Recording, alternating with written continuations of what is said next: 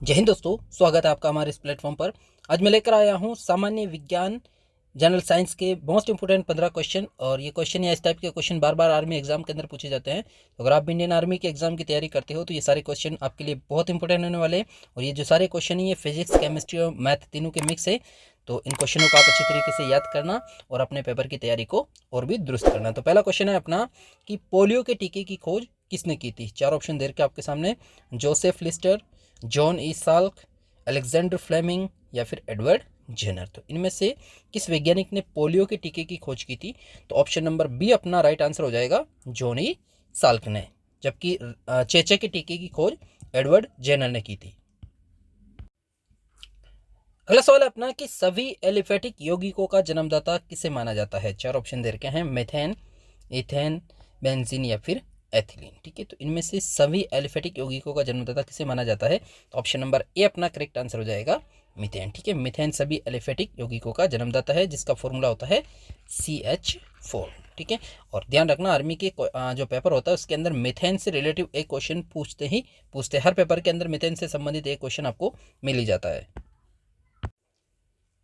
अगला क्वेश्चन अपना कि निश्चित ताप पर वाष्प का द्रव में बदलना क्या कहलाता है। चार ऑप्शन दे रखे हैं, हिमांक, गलनांक, क्वथनांक या फिर संघनन। ठीक है, तो किसी भी निश्चित ताप पर किसी भी वाष्प का द्रव में जो बदलना है वो क्या कहलाता है, संघनन। ऑप्शन नंबर डी अपना करेक्ट आंसर हो जाएगा। ठीक है, देखो हिमांक क्या होता है। देखो पदार्थ की तीन अवस्था होती है, ठोस, द्रव और गैस। ठीक है, अब यहाँ पर कोई भी अगर द्रव पदार्थ है, ठीक है, द्रव से वो अगर ठोस में बदलता है, मतलब ठीक है, अगर हम पानी का एग्जांपल लेते हैं तो पानी एक तो द्रव होता है, ठीक है, एक वाष्प के रूप में होता है और तीसरा बर्फ के रूप में होता है। ठीक है, तो यहाँ पर अगर कोई पानी बर्फ बनता है मतलब वो जम रहा है। ठीक है, और जमने को क्या बोलते हैं, हिमांक। ठीक है, तो कोई भी द्रव अगर ठोस में बदलता है तो इस क्रिया को बोलते हैं हिमांक। ठीक है, गलनांक का मतलब होता है पिघलना। ठीक है, तो अगर कोई ठोस द्रव में बदलता है तो इसको बोलते हैं गलनांक। और क्वथनांक बोलते हैं भाप बनकर उड़ना। ठीक है, तो कोई भी द्रव अगर गैस में बदलता है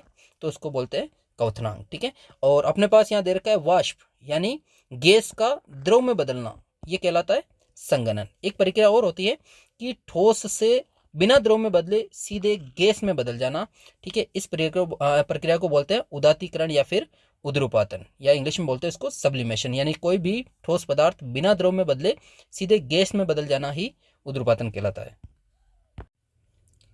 अगला क्वेश्चन अपना कि गति प्रेरक किससे संबंधित है। ठीक है, गति प्रेरक को इंग्लिश में क्या बोलते हैं, पेस मेकर। यानी पेस मेकर का संबंध किससे है। चार ऑप्शन दे रखे हैं, वक्त, मस्तिष्क, हृदय या फिर फेफड़ा। ठीक है, तो गति प्रेरक या पेस मेकर का संबंध किस अंग से है। तो ऑप्शन नंबर सी अपना करेक्ट आंसर हो जाएगा, हृदय से। ठीक है, और इसका काम है हृदय की धड़कन को प्रारंभ करना।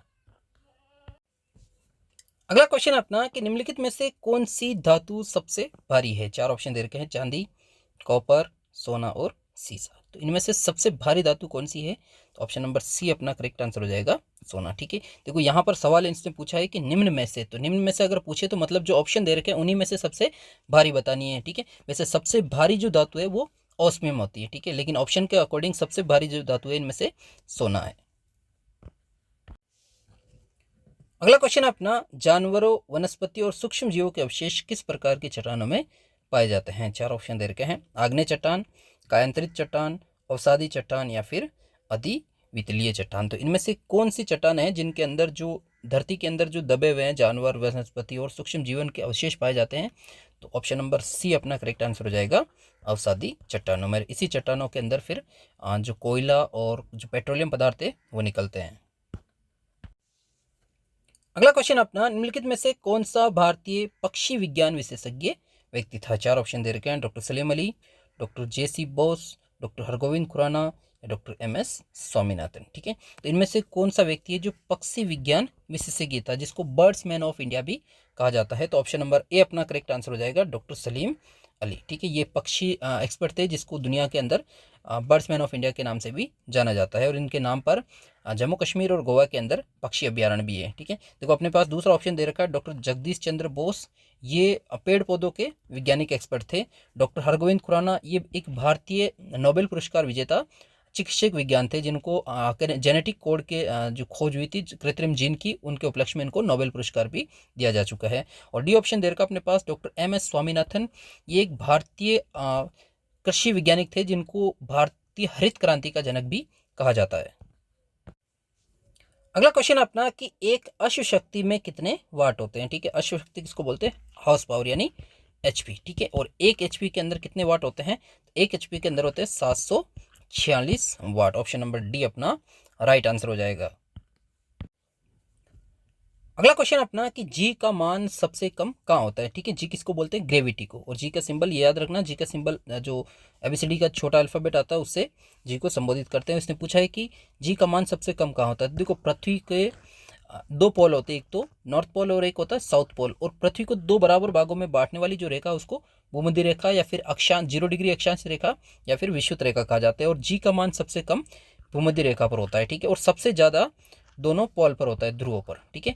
और एक बिंदु ऐसा भी होता है जहां पर जी की वैल्यू बिल्कुल 0 होती है, वो होता है centre of the earth. Option number फिर उसका सी राइट हो जाता है कि जी की वैल्यू कहां पर 0 होती है, तो पृथ्वी के केंद्र पर जी का मान 0 होता है, ठीक है। और एक चीज़ ध्यान रखना कि अगर सवाल ऐसे पूछे कि अगर हम भूमध्य रेखा से ध्रुव की ओर जाते हैं तो जी के मान पर क्या प्रभाव पड़ता है, तो देखो यहाँ पर जो भूमध्य रेखा है यहाँ पर जी का मान कम होता है और ध्रुवों पर जी का मान अधिक होता है। तो अगर हम कम से अधिक की तरफ जाएंगे तो जी का मान बढ़ता है, ठीक है। और ध्रुव से अगर हम भूमध्य रेखा की तरफ आते हैं तो जी का मान घटता है, ठीक है। और अगर हम पृथ्वी की सतह से ऊपर जाते हैं तो ध्यान रखना हमेशा जी का मान घटता है। और अगर पृथ्वी की सतह से जमीन के अंदर जाते हैं तब भी जी का मान घटता है, ठीक है। ऊपर और जमीन के नीचे जाने पर जी का मान हमेशा घटता है। अगला क्वेश्चन है अपना कि आतिशबाजी में लाल रंग किसकी उपस्थिति के कारण होता है। चार ऑप्शन दे रखे हैं आपके सामने, सोडियम, मैग्नीशियम, बेरियम या फिर स्ट्रांसियम। तो आतिशबाजी जो पटाखे छोड़ते हैं उसका जो लाल रंग आता है वो किसके कारण होता है, तो ऑप्शन नंबर डी अपना करेक्ट आंसर हो जाएगा, स्ट्रांसियम, ठीक है। और जबकि आतिशबाजी का जो हरा रंग होता है उसका कारण होता है उसके अंदर बेरियम धातु का मिश्रण होता है। अगला क्वेश्चन अपना कि मोटर कारों के धुएं से कैंसर उत्पन्न करने वाली गैस कौन सी होती है। चार ऑप्शन दे रखे हैं, carbon monoxide, carbon dioxide, sulphur dioxide या फिर हाइड्रोकार्बन, ठीक है। तो इनमें से कौन सी गैस है जो मोटर कारों के धुएं से या फिर जो गाड़ियां होती है उनके धुएं से निकलती है और कैंसर उत्पन्न करती है। ऑप्शन नंबर ए अपना करेक्ट आंसर हो जाएगा, कार्बन मोनोऑक्साइड, जिसका फॉर्मूला होता है CO। और ये सबसे जहरीली गैसों में से एक है। और अगर मनुष्य इस गैस को सूंघता है तो ये उसको मार भी देती है, क्योंकि ये जो ऐसी गैस है ये सीधे हीमोग्लोबिन अपना जो खून होता है उसके साथ संयोग करती है, इसलिए इसको एक खतरनाक प्रदूषक माना जाता है। अगला क्वेश्चन अपना कि विटामिन ई का रासायनिक नाम क्या है। चार ऑप्शन दे रखे हैं, रेटिनॉल, राइबोफ्लेविन, पायरोडॉक्सिन या फिर टोकोफेरोल। तो इनमें से किस विटामिन ई का जो रासायनिक नाम है वो क्या है, ठीक है।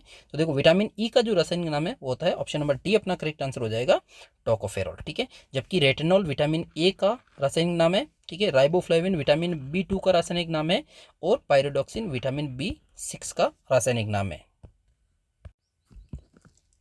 अगला क्वेश्चन अपना कि पहला क्लोन पशु डॉली कौन सा पशु था, ठीक है, जिस पर क्लोनिंग की गई थी। क्लोन बोलते हैं एक जानवर से दूसरा जानवर बनाना, यानी उसी का क्लोन बनाना, ठीक है। और जो पहला क्लोन पशु था उसका नाम था डॉली। और कौन सा जानवर था, चार ऑप्शन दे रखे हैं, खरगोश, कुत्ता, बिल्ली और भेड़, ठीक है। तो पहला जो क्लोन पशु था वो एक भेड़ थी, ऑप्शन नंबर डी अपना करेक्ट आंसर हो जाएगा। और इस भेड़ का नाम क्या था, डॉली, ठीक है। और पहला क्लोन पशु ऑस्ट्रेलिया के अंदर बनाया गया था।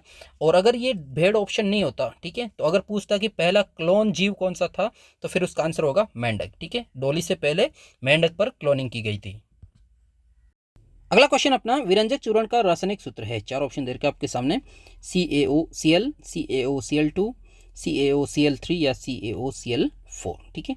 तो विरंजक चूर्ण जिसका प्रयोग पानी को शुद्ध करने में किया जाता है और इसको ब्लीचिंग पाउडर भी कहा जाता है। और इसका रासायनिक सूत्र है CaOCl2, ठीक है। और इसको विज्ञान की भाषा के अंदर कैल्शियम हाइपोक्लोराइट कहा जाता है। और लास्ट क्वेश्चन है अपना कि कुत्ते का वैज्ञानिक नाम क्या है। चार ऑप्शन दे रखे हैं, कैनिस फेमिलियर्स, फेलिस डोमेस्टिका, पावो क्रिस्टेटस या फिर एफिलिस मैक्सिमम। तो इनमें से कुत्ते का जो वैज्ञानिक नाम है वो क्या है, ऑप्शन नंबर ए अपना राइट आंसर हो जाएगा, कैनिस फेमिलियर्स। तो आज के वीडियो में इतना ही। अगर आपको वीडियो पसंद आया तो वीडियो को लाइक करना, नए हो चैनल को सब्सक्राइब करना। मिलते हैं किसी एक और नई वीडियो के साथ, तब तक अपना ख्याल रखिए। जय हिंद, जय भारत।